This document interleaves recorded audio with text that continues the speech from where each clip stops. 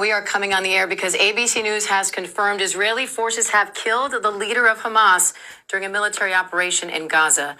Israel says Yahya Sinwar is one of several militants killed during this attack. Sinwar was a key target for the Israeli military, not only because he was the leader of Hamas, but he was also the mastermind behind the Hamas terror attack on October 7th, where more than 1,200 people were killed. Nearly 100 hostages from that attack are still being held in Gaza. Sinwar became the Hamas leader in July after Israel assassinated his predecessor in an unprecedented attack inside Tehran. Sinwar's death comes as Israel is still fighting battles against Hamas in Gaza, Hezbollah in Lebanon, and preparing to launch a strike on Iran in retaliation for Iran's historic missile attack against Israel earlier this month. So let's get right to ABC's Tom Sufi Burridge in Tel Aviv for us.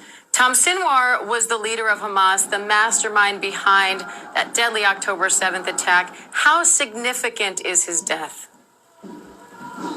Diane, look, you can hear and you can see the crowd, hundreds of people gathering outside the IDF headquarters here in central Tel Aviv. That speaks to what a moment it is for Israel, for the families and friends of the hostages still being held in Gaza, for the Middle East more broadly. I mean, Yahya Sinwar was the head of Hamas in Gaza at the time of the October 7th terror attack. He was Israel's most wanted terrorist. They've been trying to find him throughout the course of the war for more than a year now. He evaded capture successfully. We thought he might be in the tunnels. US officials say in the last few weeks, once he became the overall head of Hamas, he really was critical for the negotiations, but information was sparse from him, and Israel always telling us that killing Yahya Sinwar was the key aim for them in the war. Tonight, we've just had a statement confirming his death. He was, we believe, killed in an operation in southern Gaza. The IDF killing him.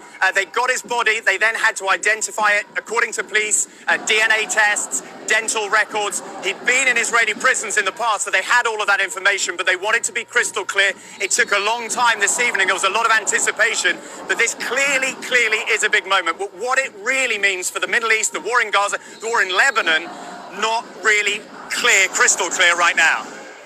And we are getting live images now of the streets of Tel Aviv, people there celebrating, holding up signs, banging on drums. We are